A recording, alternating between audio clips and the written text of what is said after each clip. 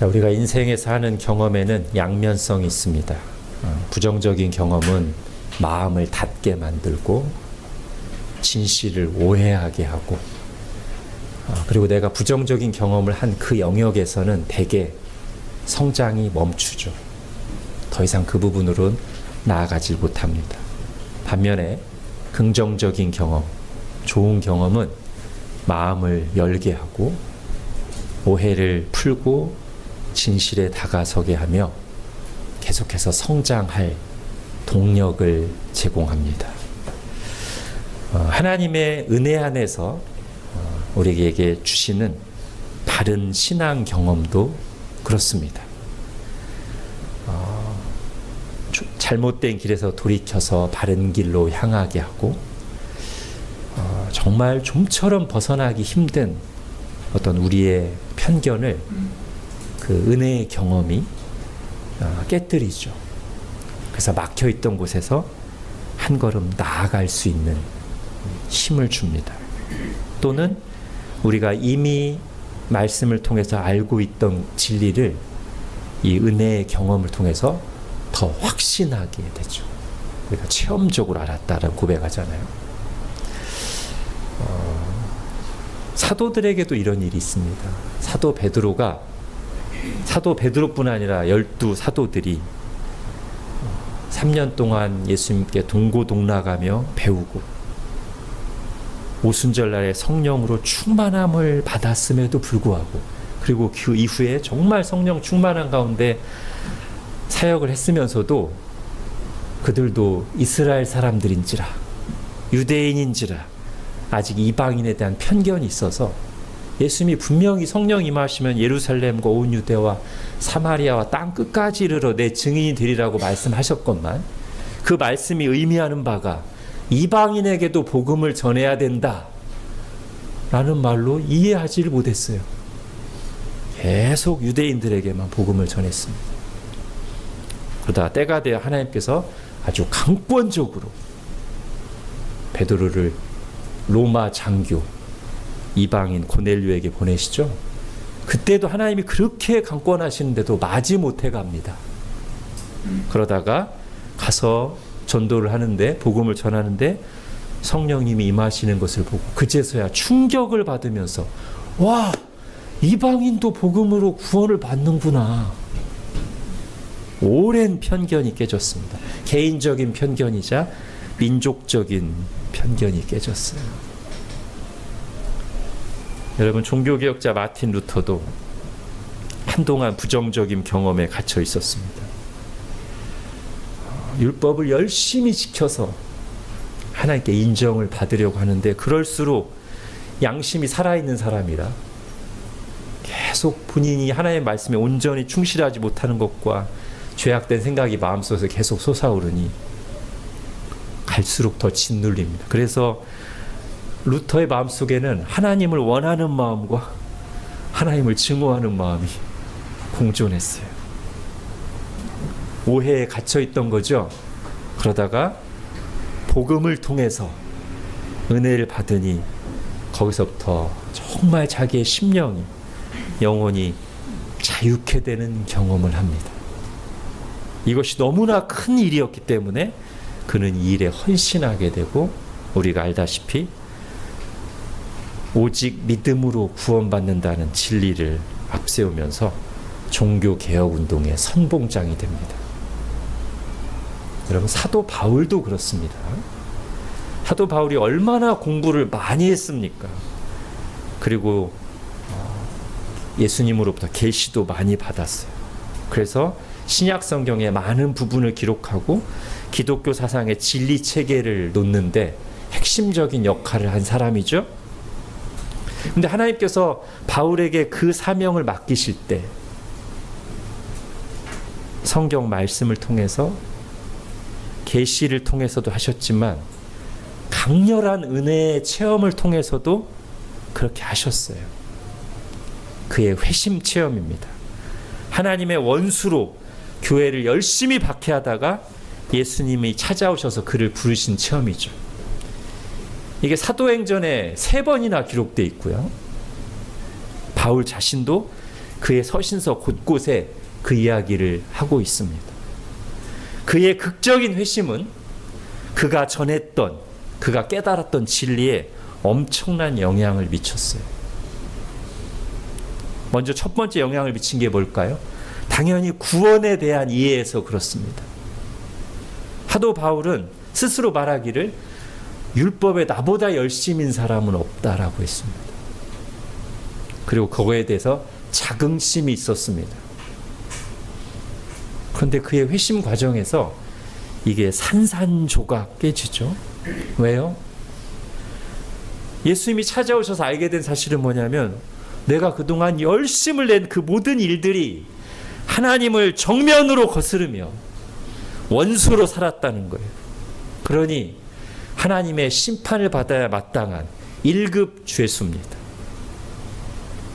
그런데 그런 죄인을 심판하시지 않고 부활하신 예수님이 그를 찾아오셔서 아무 조건 없이 구원하시고 뿐만 아니라 당신의 사도로 부르시니 이것에 대해서 뭐라고 말하겠습니까?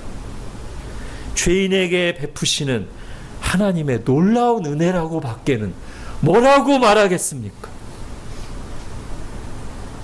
바울의 이 회심 체험은 그가 말씀을 연구하면서 그리고 예수 그리스도를 통해서 받은 계시와 정확히 일치하죠. 어떻게? 구원은 행위가 아니라 율법을 지켜서가 아니라 남들보다 바르게 살아서가 아니라 하나님 앞에 참 소망 없는 죄인인데 오직 예수 그리스도의 은혜로만 구원받는다는 게 말씀을 통해서도 너무나 확실하고 바울 자신을 볼 때도 너무나 확실하다는 거예요.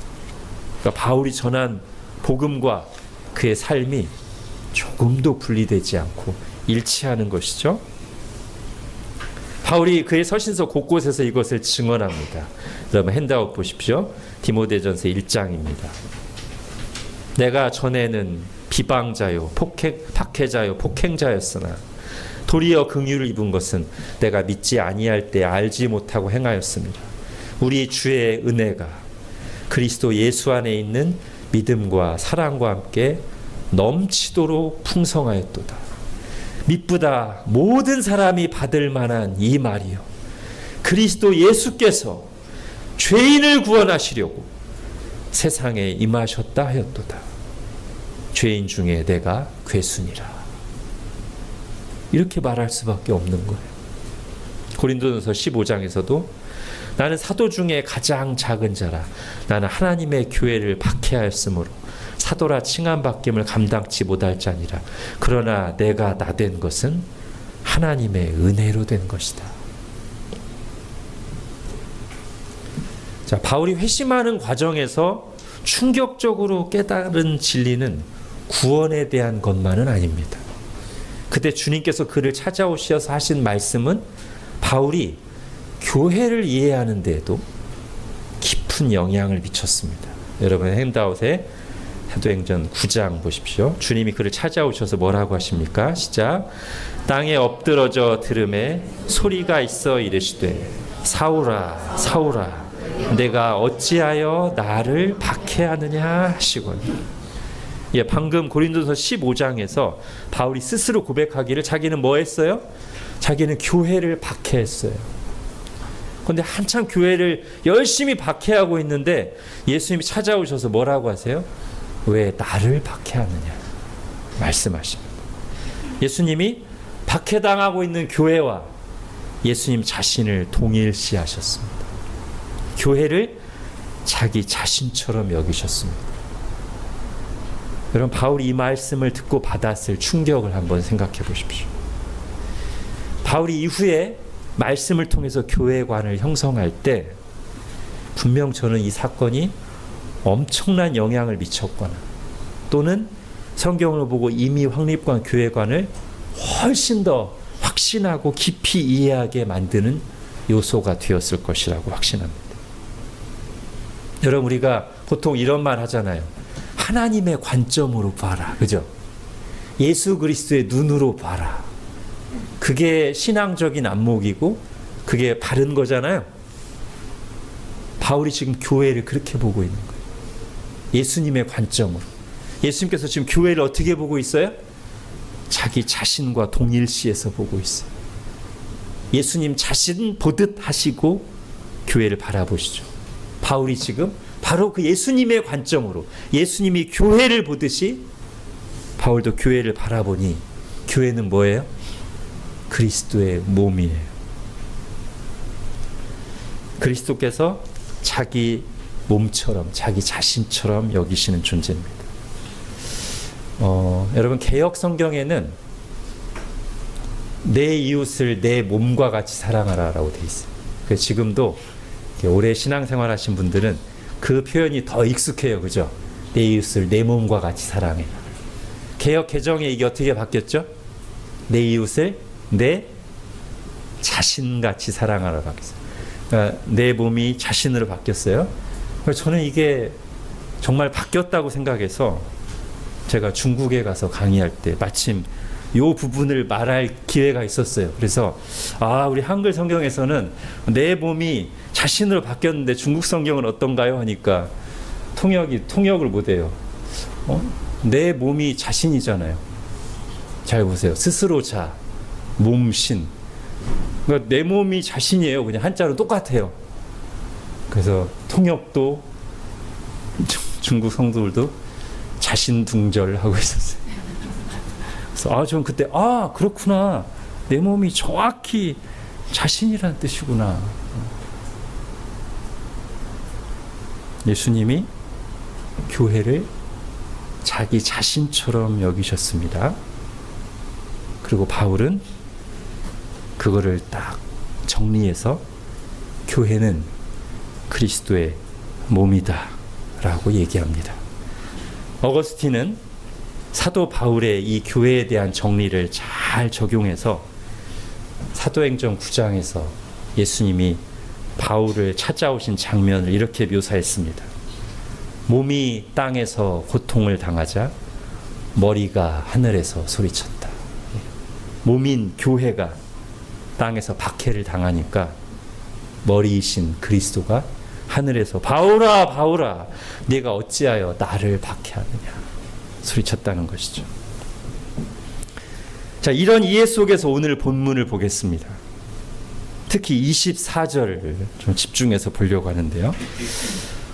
제가 사도행전 9장, 즉 바울이 교회를 박해할 때 예수님이 찾아오셔서 예수님이 하신 말씀, 그 장면을 생각하고서 이 24절을 보니까 이 24절은 바울의 회심 사건을 바울 자신의 입으로 요약해서 신앙 고백의 형식으로 말하는 듯한 느낌을 받습니다.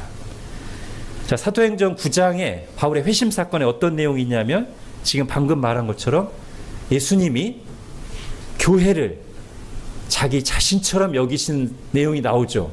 왜 나를 박해하느냐. 교회가 고난받으니까 예수님이 고난받으시는 것처럼 얘기했고, 그 뒤에는 회심한 바울에 대해서 뭐라고 얘기하냐면, 여러분 핸드아웃에 사도행전 9장 16절을 보십시오. 그가, 즉 바울이 내 이름을 위해서 얼마나 고난을 받아야 할 것을 내가 그에게 보이리라 이렇게 말씀하셨단 말이에요. 그러니까 바울이 이 두 가지 내용을 다 종합해가지고 예수님은 교회가 당하는 고난을 자기 자신이 당하는 것처럼 여기고, 나는 앞으로 이제 교회를 예수님을 위해서 고난을 받으며 수고할 텐데 그것은 곧 예수님을 위한 고난이기도 하다라는 내용이 지금 압축되어 있는 게 오늘 24절이에요. 자, 24절 같이 한번 읽어보겠습니다. 시작. 나는 이제 너희를 위하여 받는 괴로움을 기뻐하고 그리스도의 남은 고난을 그의 몸된 교회를 위하여 내 육체에 채우노라. 아멘.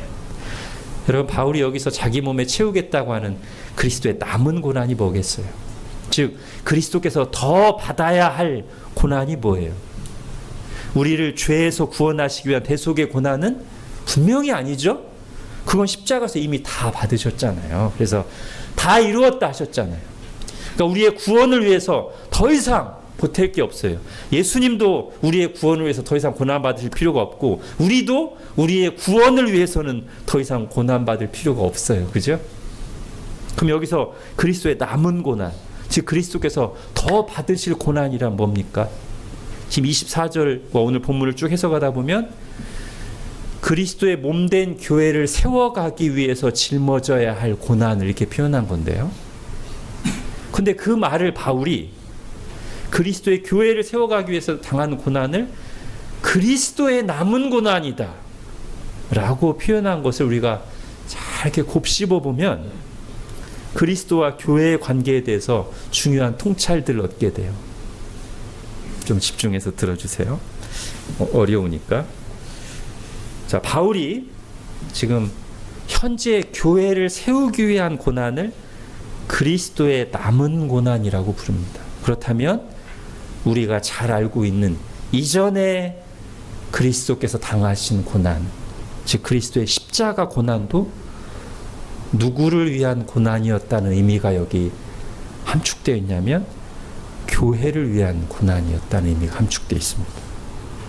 전에 교회를 위한 결정적인 고난을 이미 당하셨는데 이제도 교회를 위한 고난이 남아있다는 거예요.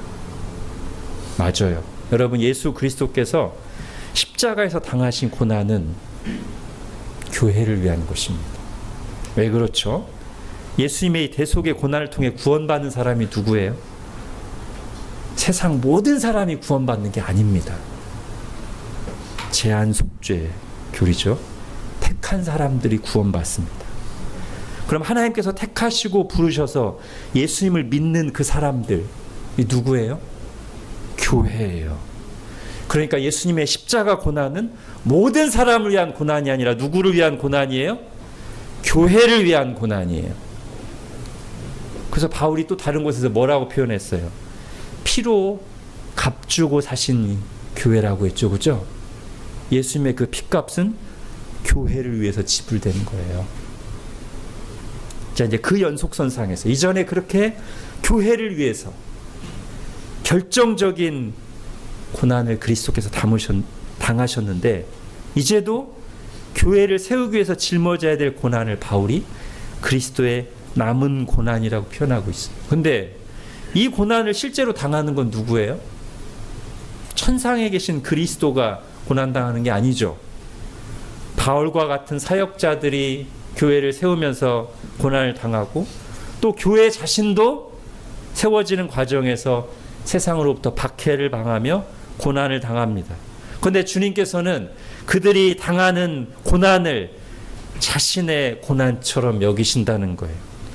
천상에 있는 부활하여 영화롭게 된 주님의 몸은, 천상에 있는 몸은 고난을 당하지 않지만 이 땅에 있는 주님의 몸, 곧 교회가 당하는 고난과 그 교회를 세우기 위해서 당하는 고난을 주님이 자기 자신의 고난으로 여기신다는 거예요. 그래서 이 고난을 그리스도의 남은 고난이라고 표현할 수 있는 겁니다. 그렇다면 교회를 위해서 고난당하고 수고하는 것은 곧 누구를 위해 고난당하는 거예요? 그리스도를 위해서 고난당하는 거예요. 바울은 정말로 마음으로 그렇게 여기면서 교회를 위한 수고를 기꺼이 짊어지겠다고 말하는 거예요. 나는 교회를 위해서 기꺼이 수고하고 고난을 감당할 것인데 그것은 다름 아니라 그리스도를 위한 것이고 그리스도의 고난에 동참하는 것이다 라고 말하는 것. 즉 바울이 회심할 때 경험한 일, 예수님 자신과 교회를 동일시하셨듯이 바울도 지금 예수님을 대하는 것과 교회를 대하는 것을 거의 동일시하고 있어요. 즉 교회가 겪는 고난이 주님 자신의 고난이요, 교회를 위한 고난이 곧 주님을 위한 고난이다. 바울이 그렇게 고백하고 있습니다. 이것이 교회를 그리스도의 몸이라고 할 때 우리가 생각해야 될 첫 번째 중요한 내용이에요. 예수 그리스도와 교회는 하나로 연결돼 있고 그리스도께서는 교회를 내 몸처럼 자기 자신처럼 여기신다는 것. 만약에 우리가 교리적으로 교회를 그리스도의 몸이라고 말하면서 실제로는 그리스도께서 교회를 자기 자신처럼 여기시는 것처럼 우리가 교회를 생각하지 않는다면 우리는 이 고백에 전혀 지금 이르지 못한 것이 되는 것이죠.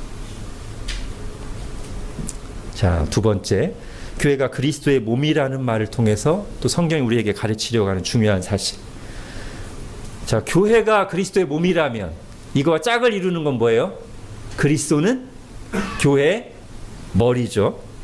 자, 성경에서 머리라는 말을 쓸 때는 아주 분명하게 질서를 표현합니다. 대표성, 소유권, 통치 이런 개념을 담고 있어요. 머리가 머리에 의해서 몸의 정체성이 결정돼요. 몸은 머리의 이름으로 불립니다. 머리가 그리스도니까 몸은 그리스도인이에요. 머리가 그리스도니까 교회는 그리스도의 몸이라고 불려요. 자, 몸이 머리를 다스리고 좌지우지하는 게 아니라 머리가 몸을 주관하고 다스립니다. 그러니 그리스도가 교회의 머리라고 할 때는 그런 뜻이에요. 자, 여러분 마태복음 16장 18절 읽겠습니다. 시작. 내가 내게 이르노니 너는 베드로라. 내가 이 반석 위에 내 교회를 세우리니 음부의 권세가 이기지 못하리라. 자, 누구의 교회예요? 내 교회. 예, 그리스도의 교회입니다. 예수 그리스도가 주인입니다. 소유주이십니다. 그리고 통치자이십니다. 그러니까 우리가 내 교회, 우리 교회라고 말을 할 때 우리 마음속에 바른 생각이 들어있어야 돼요. 만약에 내 교회, 우리 교회라는 말 속에 조금이라도 소유의 개념이 들어가 있다면 감히 그리스도의 소유권에 도전하는 무서운 생각을 품고 있는 것입니다. 그리스도의 것인데, 그리스도 소유인데 내 거라고 하면 이거는 무서운 생각이에요. 우리는 어떤 의미로 내 교회, 우리 교회라고 하는 거예요? 내가 이 교회에 속해 있다. 그죠? 그리고 그 말을 할 때는 당연히 그리고 내가 속해 있는 이 교회의 머리는 그리스도시다. 그리스도 것이다. 그리스도께서 주인이시며 은혜로 다스리시는 통치하시는 교회에 내가 한 부분으로, 한 구성원으로 소속되어 있다. 이런 뜻이. 자, 그럼 여기 믿음이 요구됩니다. 보이지 않는 예수님을 우리가 믿는 것처럼, 근데 이게 사실이 아닌 걸 우리가 믿는 게 아니라 그게 사실인데 우리가 믿는 거잖아요. 마찬가지로 보이지 않는 예수님이 교회의 주인 되시고 은혜를 베푸시며 다스리신다는 게 사실인데 그것을 우리가 믿어야 되는 거예요. 그게 아니고 교회를 눈에 보이는 사람들의 모임으로만 생각하고 교회는 사람의 뜻에 의해서 좌지우지 된다고만 생각하면 이거는 굉장히 잘못된 생각이에요. 물론 어느 정도 사람들을 통해서 도구 삼아 교회를 돌보시고 다스리는 거 맞습니다. 그러나 무슨 그리스도께서 사람을 통해서지 그리스도를 빼고 사람들만 생각하면 제가 좀 무서운 얘기를 해볼까요? 이게 그럼 뭐가 되는 거냐면 오늘 비유를 사용해서 머리가 그리스도고 몸이 교회인데 교회를 사람들의 모임으로만 생각하면 이렇게 해버리는 거예요. 지금 머리를 잘라내는 거예요. 성경이 말하는 교회관을 실질적으로 부인하는 겁니다. 그렇게 되면 이게 뭐랑 비슷하냐면요. 자, 사람이 복음을 전해서 믿잖아요. 그죠? 여기에 막 직접 계시받아서 믿은 분 계세요? 사람이 전도해서 믿었잖아요. 근데 우리가 내가 받은 구원에 대해서 생각할 때 하나님은 배제한 채 나에게 복음을 전한 그 사람이 나를 구원했다고 생각하고 그를 나의 구원자로 여기면 이게 제대로 된 믿음입니까? 아닙니까? 완전 잘못된 믿음이죠. 그러면 자기 스스로를 그리스도와 하나님과 분리시키는 거란 말이에요. 성경이 말하는 분명한 진리는 뭐예요? 목사의 설교를 통해서 또 내게 전도하는 사람을 통해서 사람들의 기도와 섬김을 통해서 내가 믿게 되었지만 결국 그들을 사용하셔서 내 속에 믿음을 일으키시고 은혜를 주시고 구원하신 분은 누구예요? 하나님이시죠. 예수 그리스도시죠. 그분이 나의 구주이시고 내 주님이시죠. 이거를 교회에도 분명히 적용해야 된다는 거예요. 주님께서 사람을 통해서 교회를 다스리시는 면이 어느 정도 있습니다. 사람을 통해서 이루어가는 면이 있습니다. 그럴지라도 주님께서 택한 사람들을 불러 교회를 이루시고 우리의 기도와 섬김을 사용하셔서 교회의 은혜를 베푸시며 다스리시는 것이지, 그거를 딱 배제하고 사람끼리만의 모임으로 생각하는 순간 굉장히 아주 잘못된 생각을 하고 있는 거란 말이죠. 그럼 예수님께서 교회에 대해서 분명하게 선언하신 말씀을 마음에 새겨야 됩니다. 내가 내 교회를 세우리니 음부의 권세가 이기지 못하리라. 교회는 주님의 것입니다. 예수 그리스도가 교회의 주인이시고 실제로 은혜를 베푸시며 교회를 다스리십니다. 우리가 성경이 말하는 대로 예수 그리스도를 알고 믿어야 우리 신앙이 바른 길로 가고 좋은 열매를 맺죠. 마찬가지로 성경이 말하는 대로 교회에 대해서 알고 믿어야, 신앙 고백해야, 그렇게 인식하고 그렇게 반응해야 우리 신앙이 바른 길로 가고 좋은 열매를 맺습니다.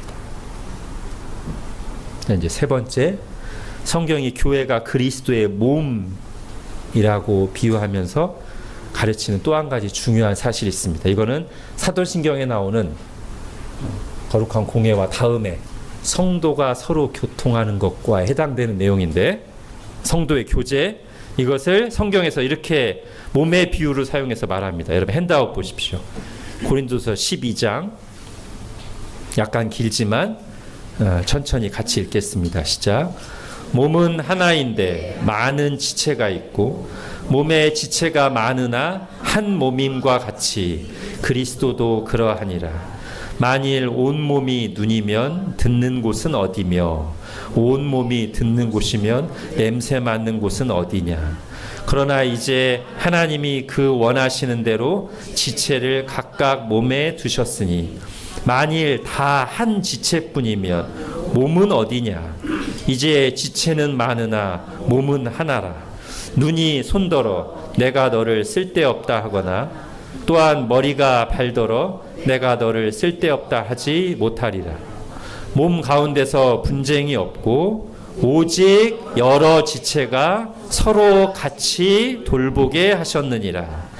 만일 한 지체가 고통을 받으면 모든 지체가 함께 고통을 받고 한 지체가 영광을 얻으면 모든 지체가 함께 즐거워하느니라. 너희는 그리스도의 몸이요 지체의 각 부분이라. 아멘. 아주 간결하게 정리하면 이렇습니다.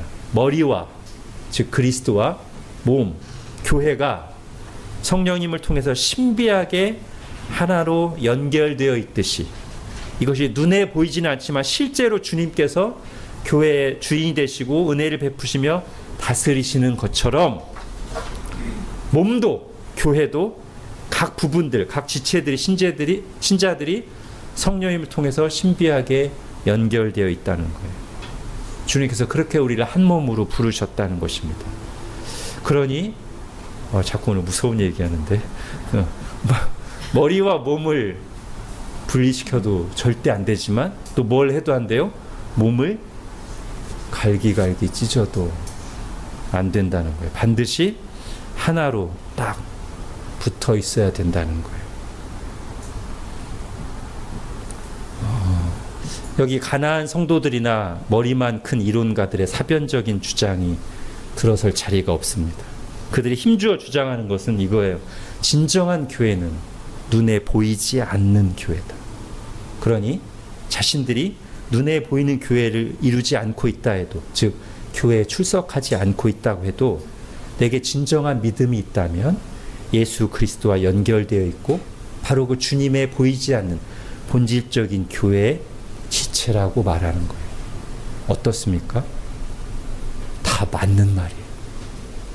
틀린 말 아니에요? 다 맞는 말이에요.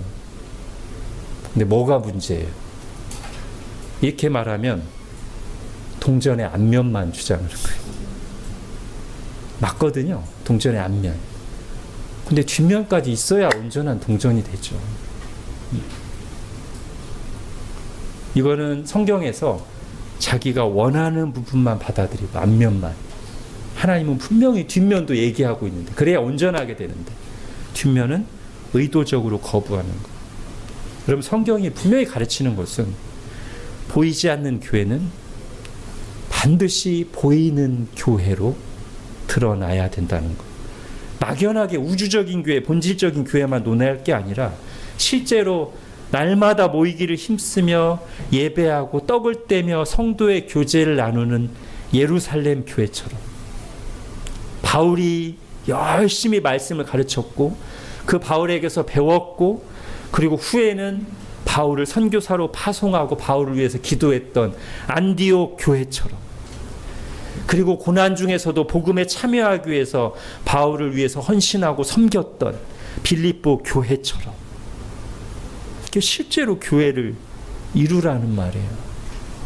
예루살렘 교회 없이 안디옥 교회 없이 빌립보 교회 없이 그냥 막연하게 교회를 주장하는 것은 전혀 하나님의 뜻과 맞지 않다는 거예요. 성경은 모이기를 힘쓰라고 분명하게 말합니다.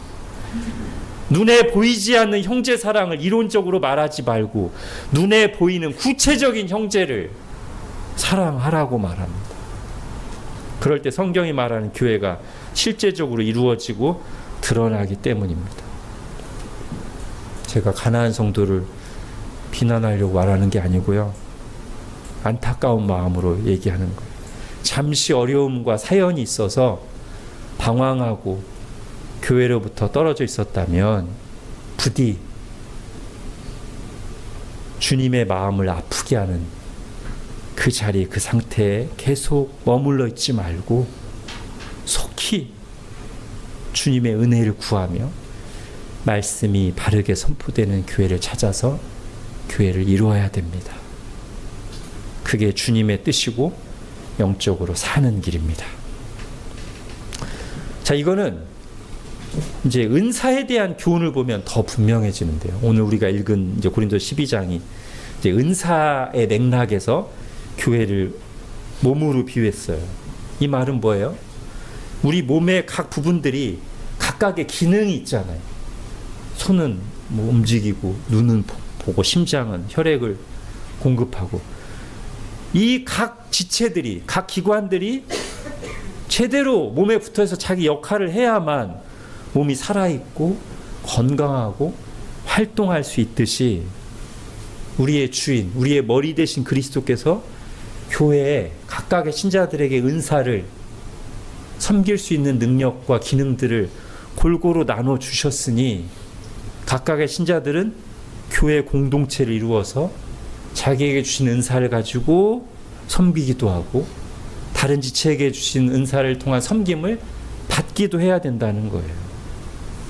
혼자 떨어져서 신앙생활하면 그만큼 다른 지체들이 가진 은사와 섬김을 받지 못함으로 영적으로 핍절할 수밖에 없고, 또한 혼자 떨어져 신앙생활하는 동안은 내게 교회를 섬기라고 주신 은사를 사용하지 않고 있는 것이니 직무유기고 불충하는 것이라 말이죠. 그러니 몸의 각 지체들이 심장, 손, 다리가 몸에 붙어 있을까 떨어져 있을까 이게 선택이 아니잖아요. 옵션이 아니잖아요. 반드시 붙어 있어야 되잖아요. 마찬가지로 신자들도 눈에 보이는 교회를 이루어서 성도의 교제를 나누는 것을 나눌까 말까, 섬기는 것을 섬길까 말까 옵션이 아니란 말이에요. 반드시 해야 되는 거예요. 제가 고린도서 12장에서 세 구절만 다시 읽겠습니다. 몸은 하나인데 많은 지체가 있고 몸의 지체가 많으나 한 몸임과 같이 그리스도도 그러하니라. 이제 하나님이 그 원하시는 대로 지체를 각각 몸에 두셨으니 여러 지체가 서로 같이 돌보게 하셨느니라. 이걸 말하기 위해서 성경이 교회를 그리스도의 몸이라고 비유합니다. 자, 이제 마지막으로 하나만 더, 성경이 교회를 그리스도로 몸이라고 하면서 가르치는 또 한 가지 사실이 있는데요. 자, 오늘 본문을 보십시오. 앞서 바울이 그리스도의 남은 고난을 채우며 교회를 위해 고난을 짊어지고 수고한다고 했는데, 오늘 본문에는 바울이 교회를 위해서 수고할 때 그 목적이 분명하게 나와 있습니다. 자, 28절을 보십시오. 28절 같이 읽겠습니다. 시작. 우리가 그를 전파하여 각 사람을 권하고 모든 지혜로 각 사람을 가르침은 각 사람을 그리스도 안에서 완전한 자로 세우려 함이니. 예, 바울이 교회를 위해 하는 수고는 각 사람을 그리스도 안에서 완전한 자로 세우기 위해서요. 영적 성장, 성숙이라고 표현할 수 있겠는데, 이것을 에베소서에서는 또 이렇게 표현했습니다. 핸드아웃에 에베소 4장 15절만 먼저 볼게요. 시작. 오직 사랑 안에서 참된 것을 하여 범사에 그에게까지 자랄지라. 그는 머리니 곧 그리스도라. 예, 이 몸이 머리와 어울리게 자라야 된다는 거예요. 다른 말로 하면 그리스도의 몸이니까 그리스도와 어울리게, 그리스도를 닮도록 그리스도의 수준까지 자라야 된다는 거예요. 여러분, 그리스도의 몸이 그리스도의 몸다우려면 두 개가 있어야 돼요. 하나는 상태가 좋아야 돼요. 영적으로 깨어있고 건강해야 돼요. 근데 이게 다가 아니고 또 하나는 영적으로 장성해야 돼요. 깨끗한데 애기 몸이면 안 돼. 계속 점점 자라서 어른 몸이 돼서 완전한 성숙의 단계에 해당되는 예수 그리스도 몸과 어울리는 몸이 되는 게 목표예요. 교회의 부르심이에요. 바울이 지금 그 얘기를 하는 거예요. 그런데 이게 개인별로 하는 게 아니라 영적 성숙을 어떻게 하는 거예요? 교회를 이루어서 서로 은사를 가지고 섬김을 받으면서 성도의 교제를 나눔으로써 한다는 거예요. 다 불완전하고 연약하기에 매 순간 하나님의 은혜를 구하면서 함께 지지고 볶고하면서 예수님을 아는 데서, 그리고 예수님을 본받아 하나님의 뜻을 행하며 살아가는 데서 점점 성장해 가야 된다는 거예요. 자, 다시 에베소서 4장 15, 16절 읽겠습니다. 시작. 오직 사랑 안에서 참된 것을 하여 범사에 그에게까지 자랄지라. 그는 머리니 곧 그리스도라. 그에게서 온 몸이 각 마디를 통하여 도움을 받음으로 연결되고 결합되어 각 지체의 분량대로 역사하여 그 몸을 자라게 하며 사랑 안에서 스스로 세우느니라. 아멘. 그러니까 영적 성숙 또는 성화는 교회의 공동체적 과제입니다. 이제 정리하겠습니다. 오늘 그리스도의 몸이라는 표현을 통해서 성경이 교회에 대해서 말하고자 하는 내용을 몇 가지 살펴봤는데, 예수님이 제자들에게 했던 중요한 질문을 이제 변용해서 교회에 적용해서 말하겠습니다. 예수님께서 제자들에게 어느 순간 이런 중요한 질문을 했어요. 예수님이 누구신가에 대한 질문. 먼저는 이렇게 질문하십니다. 사람들이 나를 누구라고 하는? 그랬더니 제자들이 대답합니다. 더러는 세례 요한, 더러는 엘리야, 더러는 예레미야, 선지자 중에 하나라고 합니다. 그래, 사람들은 그렇게 나를 알고 있다고 치고 너는 나를 누구라고 하느냐? 인격적인 질문을 던지십니다. 이때 시몬 베드로가 주는 그리스도시오, 살아계신 하나님의 아들이십니다. 정확하게 예수님을 알고 고백했어요. 예수님이 너무 기뻐하시면서 시몬아, 네가 복이 있구나. 이것을 너에게 알게 한 것은 사람이 아니라 하늘에 계신 내 아버지시다. 이렇게 말했단 말이죠.